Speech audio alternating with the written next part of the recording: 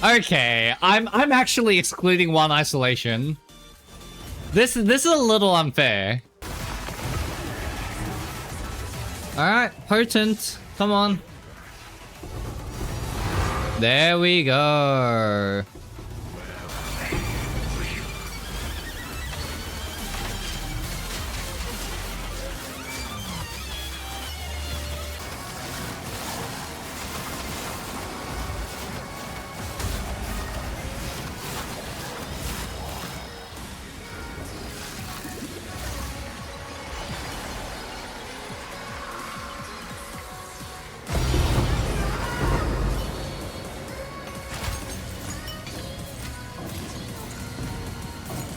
Oh, voices. Holy shit.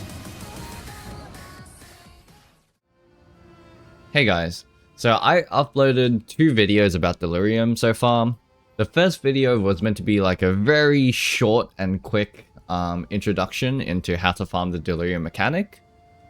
Because, you know, I only found out, like, it took a lot of time before I figured out how to actually start dropping those splinters. And I wanted to get that information out on the internet as quickly as possible. So it was a very short guide on the Delirium mechanic.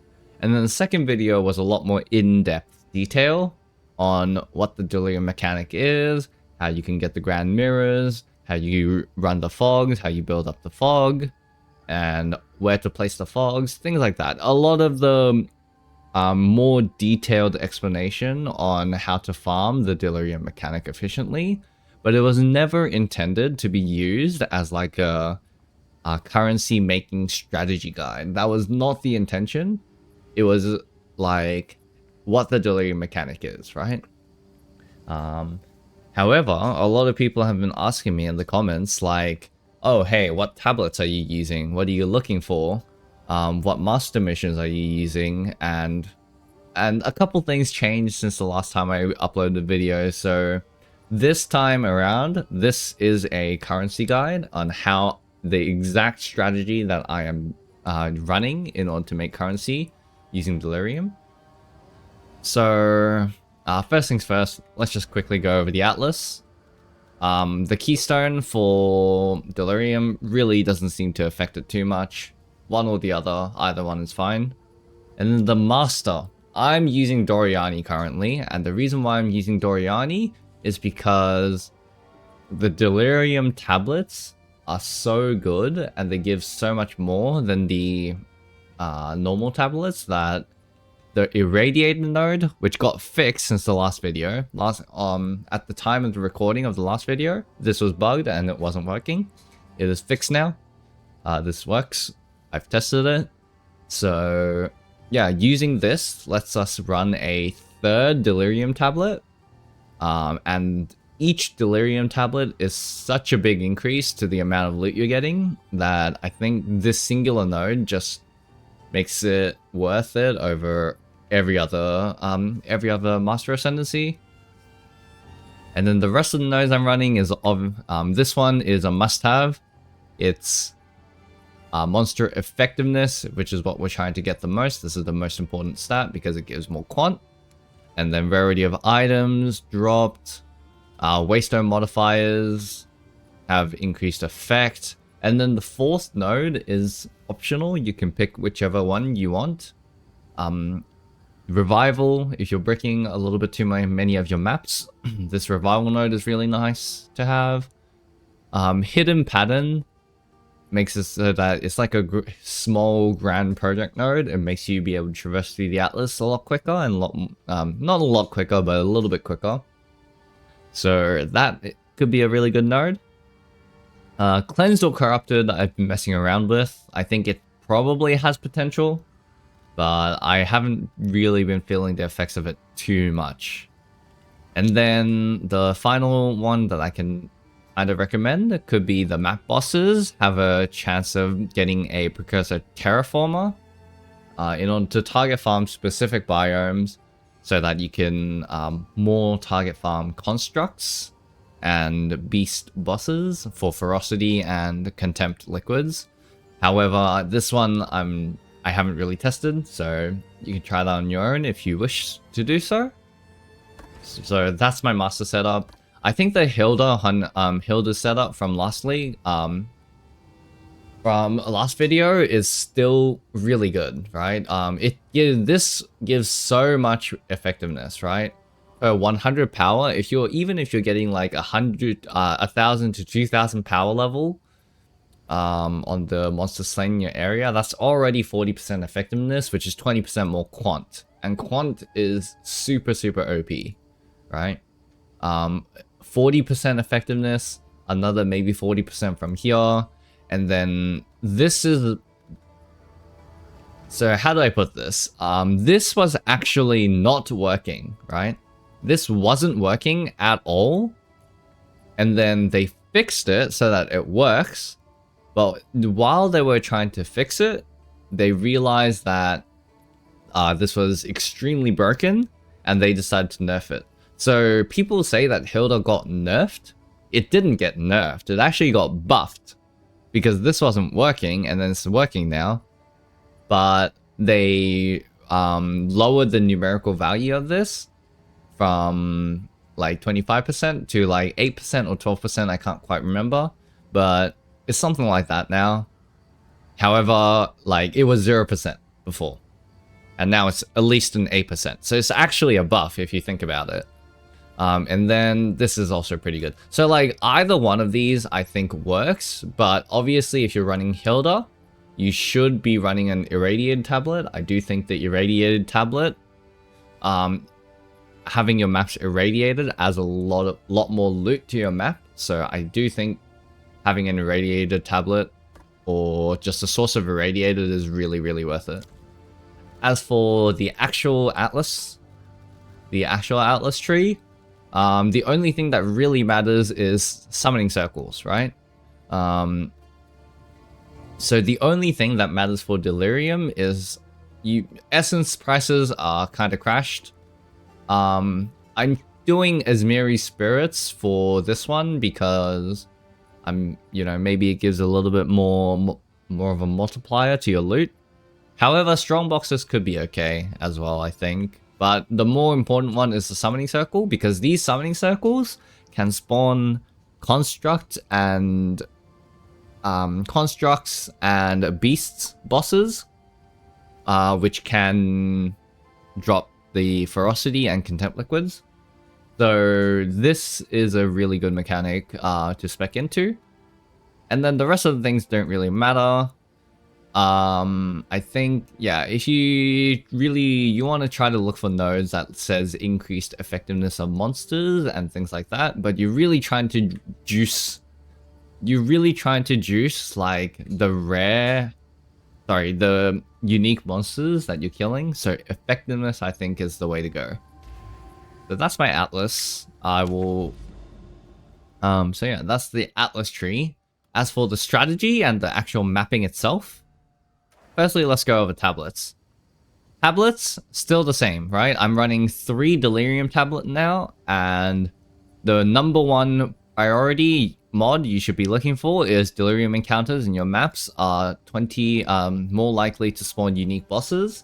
You want to run one of this mod in every single one of your tablets, right? 3 or 4 tablets, depending on if you're running city or not. But you need to have this mod on every single one of your tablets, period, right? And then the second really good line is increased mirror shards. So increased mirror shards, the unique bosses from Delirium comes from mirror shards.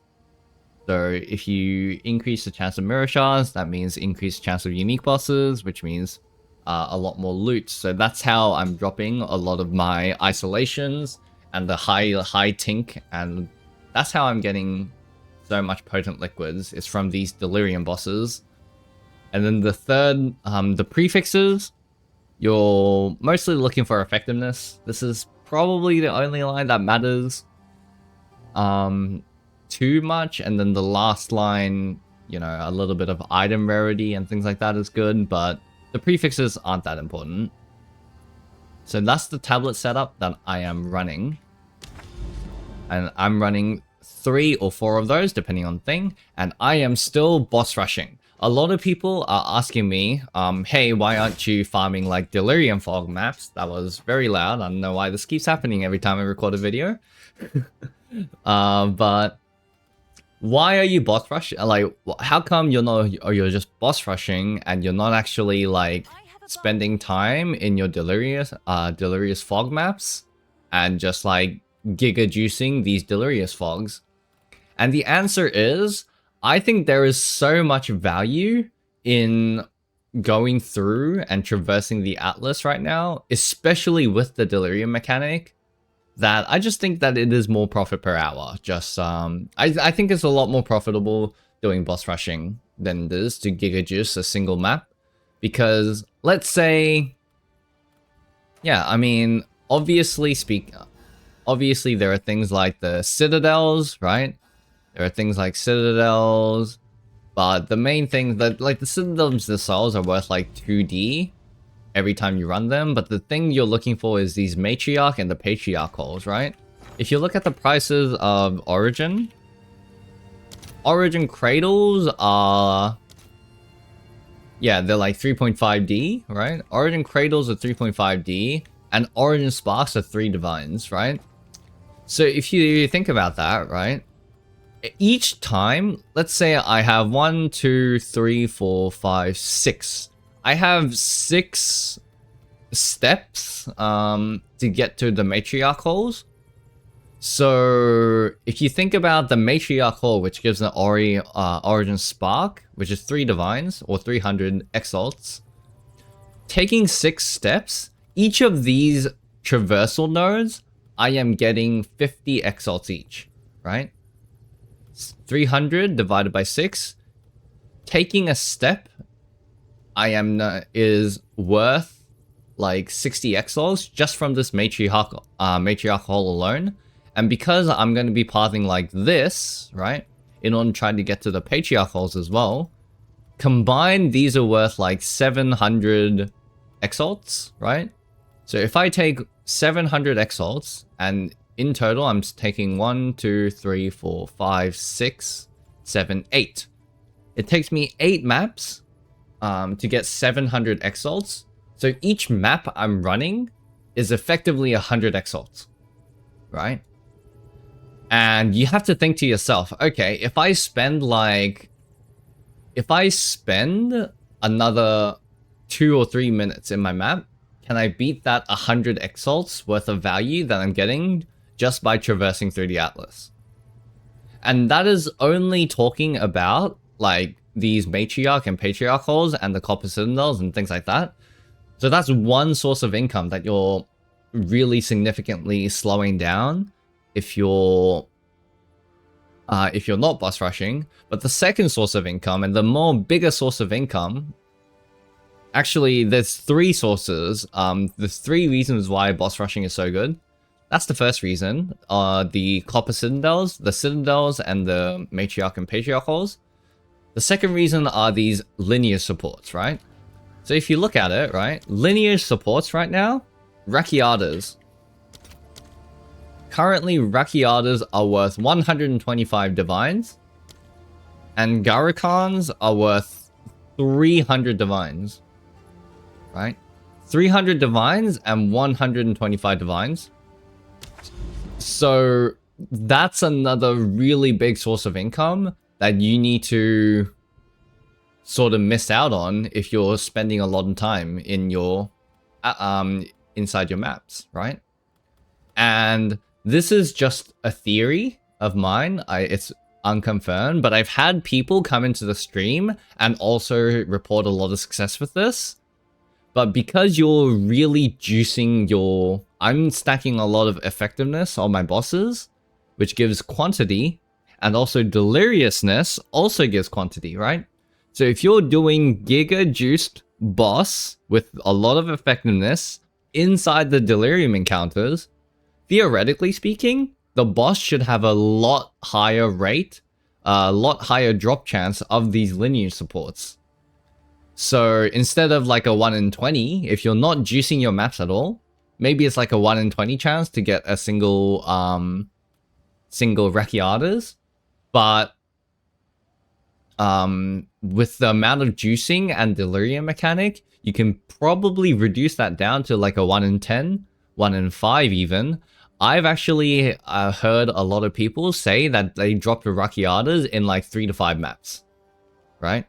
So 3 to 5 Jade Isles, and they've already dropped Recchiatas. Same with me. I've actually dropped the Recchiatas in like once every like 3 to 5 maps. That's also what I'm experiencing as well. And then I've heard someone who say that, hey, the first time I did Delirium mechanic, I like the first drop, they dropped a Gargantuan. Garakan, sorry. So like, these could all be just insanely lucky people, right? This could be selection bias, right? And sampling bias of like, the people who hit big are the ones that are coming back to me and telling me that. But from my personal experience, and just from logic in general of how PoE drops work, and like a lot of anecdotal evidence, these have a lot higher drop rate if you're doing these mechanics inside Delirium. So that's a huge source of income that you'll also need to sacrifice if you're not boss rushing, right? Or you're gonna like really diminish that income.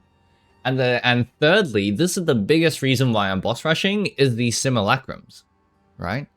So every time you do a grand mirror, so I probably have a bunch of, yeah, like I have like 3 different mirrors that I have yet to run, right? There's a mirror over here, there's a mirror over here, there's a mirror over here, and I have a whole bunch of simulacrums that I haven't run yet because I need to do them. But by doing the maps very quickly, you're spawning more mirrors, which means you're spawning more fogs, and each fog is like 2 simulacrums, right? So how much are the prices of simulacrums? Each simulacrum is worth 7 divines right now, right? So by spawning a mirror and spawning a fog, you're essentially getting 14 divines just by spawning a mirror and running the simulacrums. And that's also profit that you're missing out on, right? If you're not boss rushing, right? So all of those things combined just makes Delirium, like boss rushing, seem so much intuitive sense for me when you're doing these Delirium encounters, and that's exactly why I'm doing the boss rushing, right? So, you know, because it's a currency per Atlas currency making strategy, I can't not run a map, so I will run a map right here.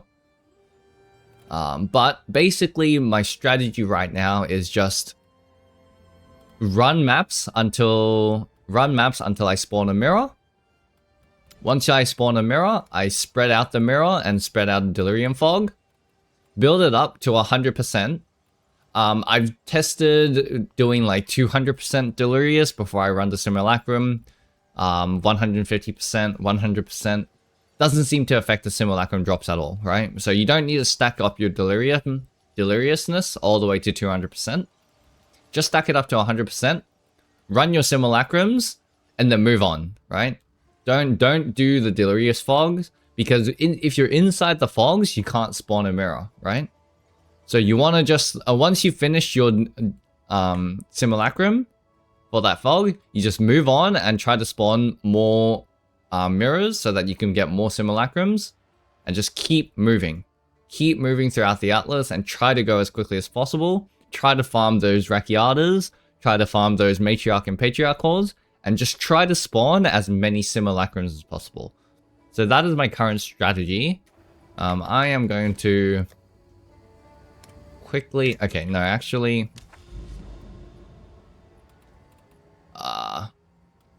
Yes, I will run...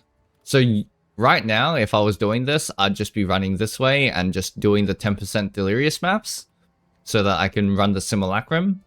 But because I don't really want to run a 10% Delirious map to showcase, I will be running this city map over here.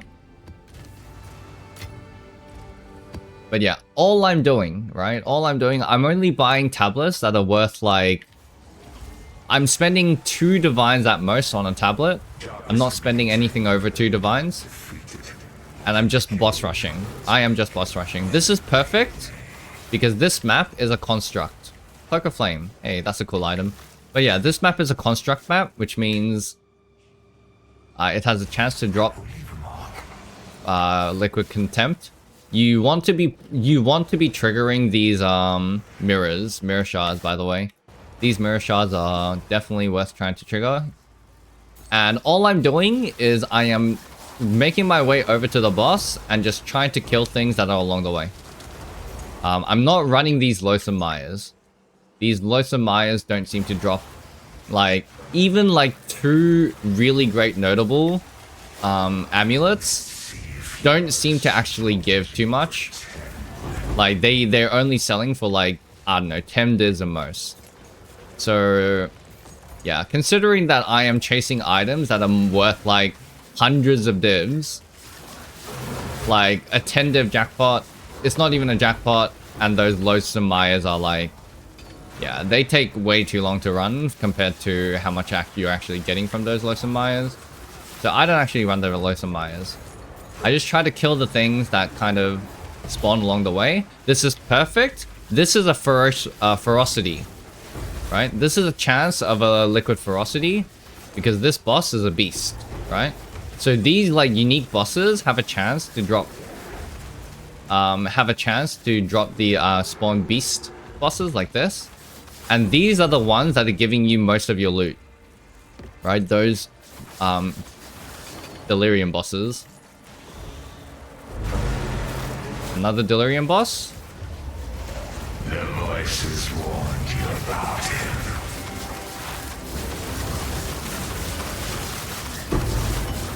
So yeah, liquid emotions. These are how you kind of farm the isolations. And that's how I get a lot of isolations. I thought the boss was meant to be somewhere over here. Did I screw up my pathing? I think I did. But yeah, you can see I am not actually like doing most of the map. All I'm doing is I'm trying to get to this boss as quickly as possible.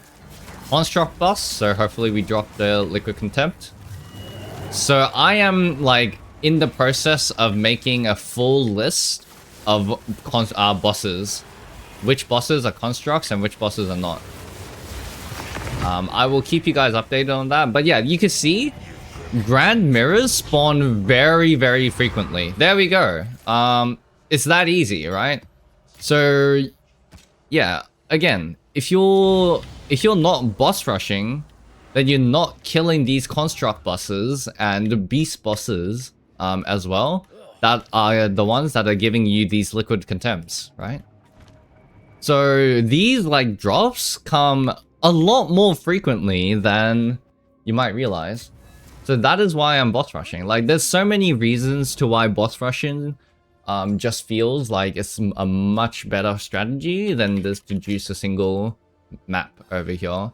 And again, if I run this map mirror over here, I'm going to be able to spawn another fog. And that fog is going to spawn at the minimum 1. But from my experience, it usually spawns 2 simulacrums. Again, simulacrums are worth like 7 to 8 divines, 7 divines right now. So that's 14 divines of profit just from running simulacrums.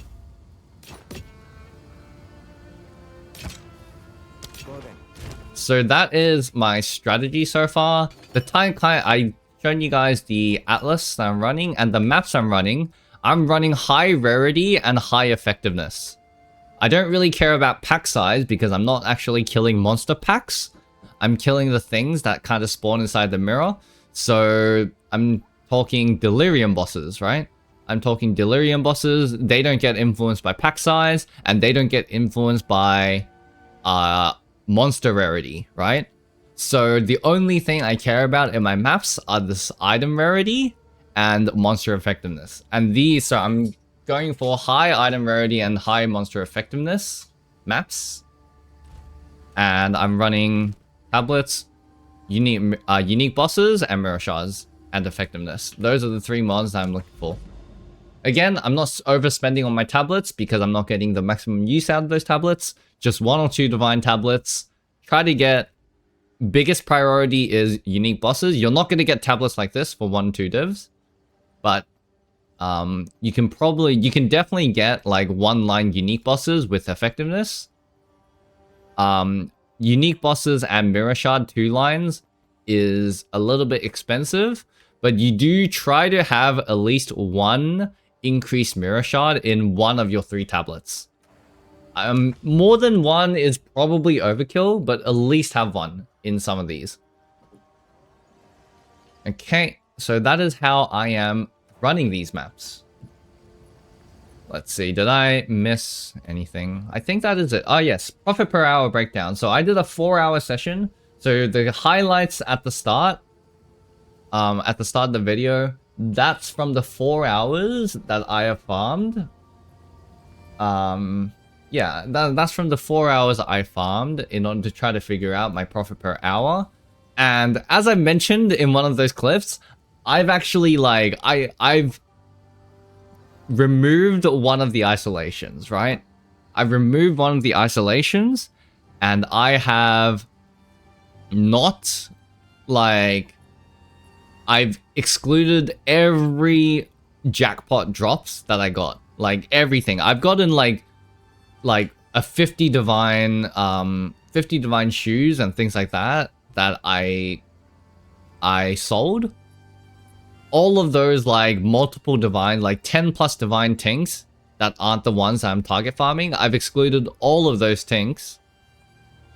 And yeah, that even after excluding all of those, I'll give you guys the profit breakdown.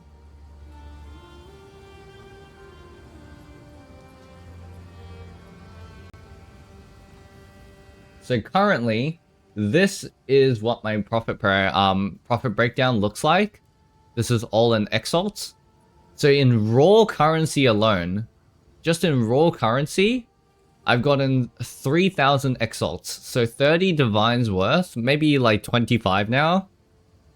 It was 30 divines at the time of the video, at the time of farming, because divines were 100 to 1 exalt, 100 to 1 divine, sorry. But 30 divines worth of just raw currency, random bubblegum currency that you're getting over here, bubblegum item, sorry. And then the liquid emotions, even after getting rid of one of the potent liquids, sorry, not the potent, even after getting rid of one of the isolations, that was 3,500 divine exalts worth of liquid emotions. And then the simulacrum fragments, I got like 1,200 exalts worth in those 4 hours for a total of 8,000 exalts, right? 8,000 exalts in 4 hours of farming.